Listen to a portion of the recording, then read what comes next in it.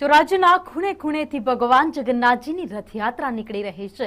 રાજમાર્ગો ઉપર જ્યારે જગતનો નાથ દર્શન આપવા માટે સામેથી આવતો હોય ત્યારે એ જનમેદની ઉમટેલી જોવા મળી રહી છે। જ્યાં સુધી નજર જાય ત્યાં સુધી માનવ મહેરામણ દરેક શહેરે શહેર જોવા મળી રહ્યું છે। ત્યારે હવે સીધા જ જઈએ ડાયમંડ સિટી સુરત, જ્યાં ભગવાન જગન્નાથજીની રથયાત્રા નીકળી છે। એના દર્શન મારે આપને કરાવવા છે કે જ્યાં ભવ્ય રથયાત્રાનું આયોજન કરવામાં આવ્યું છે। સુરતમાં મોટી સંખ્યામાં માનવ મહેરામણ અત્યારે રસ્તા ઉપર દેખાઈ રહ્યું છે। રેલવે સ્ટેશનથી 14 કિલોમીટરની યાત્રાનું આયોજન કરવામાં આવ્યું છે।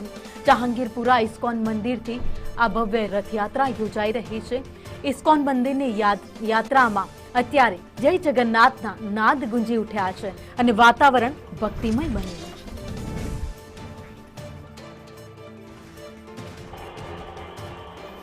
આજે આષાઢી બીજ એટલે ભગવાન જગન્નાથ નગરચર્યા નીકળશે। ત્યારે અમદાવાદ હોય, પુરી હોય કે સુરતમાં પર નગરચર્યા ભગવાન જગન્નાથની યાત્રા નીકળી ચૂકી છે। હાલ તમે જે રીતે દ્રશ્યમાં જોઈ શકાય છે, હાલ આપણે સુરત શહેરના જે રેલવે સ્ટેશનથી લઈને હાલ નગરચર્યાએ ભગવાન જગન્નાથની યાત્રા નીકળી ચૂકી છે।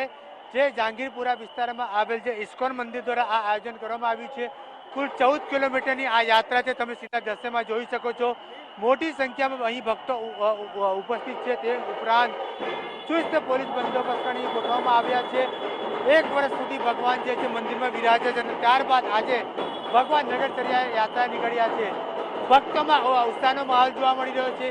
જે રીતે તમે દ્રશ્યમાં જોઈ રહ્યા છો, આ ભગવાન જે છે આગળ નગરચર્યા નીકળ્યા છે, લોકોને દર્શન આપવા માટે નીકળ્યા છે। ખાસ દિવસ એટલા માટે હોય છે કે આજે ભગવાન ખુદ ભક્તોને દર્શન કરવા માટે નગર માટે ચર્યા નીકળતા હોય છે। ત્યારે આની માટે ભક્તો પણ લાંબા સમયથી રાહ જોતા હોય છે, 1 વર્ષ સુધી રાહ જોતા હોય છે। ઢોલ તાશા ડીજેના તાલે નીકળ્યા છે, ચુસ્ત પોલીસ બંદોબસ્ત વચ્ચે નીકળ્યા છે। ભક્તો રથ ખેંચીને ભગવાનનો લાવો મેળવી રહ્યા છે, કારણ કે આ ખૂબ જ મહત્વનો દિવસ હોય છે, ભગવાનને ખેંચવાનો હોય છે।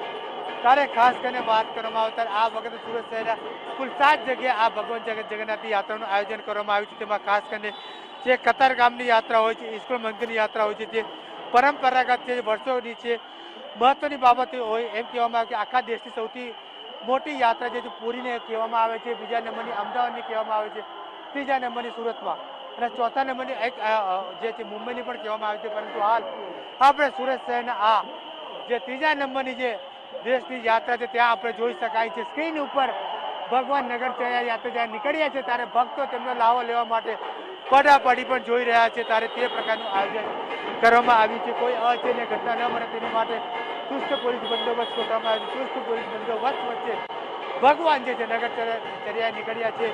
જે રીતે લોકો રથ ખેંચીને આ લાવો મેળવવાનો વારો આવ્યો છે, ત્યારે આ લાવો ન છોડતા હોય ભક્તો, કારણ કે આ ખૂબ જ મોટો સમય હોય છે, તેમને ખૂબ જ લાંબા સમયની 1 વર્ષ સુધી રાહ જોતા હોય છે, જોઈ રહ્યા છે, પડાપડી અને લાવો આ ખેંચતા હોય છે।